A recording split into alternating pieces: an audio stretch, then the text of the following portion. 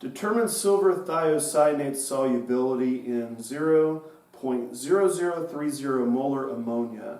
And then we have the KSP for the silver thiocyanate, which is 1.1 times 10 to the negative 12. And then we have the dissociation constant for the silver ammonia complex, or that ions, which is 6.0 times 10 to the negative 8.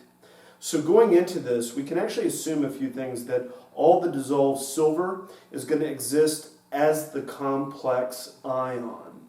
Okay? If the solubility of the silver thiocyanate is X molar, then X is going to be equal to that sulfur cyanide ion concentration, which is also going to be equal to the concentration of the complex ion concentration. Then the concentration of the uncomplexed silver can be estimated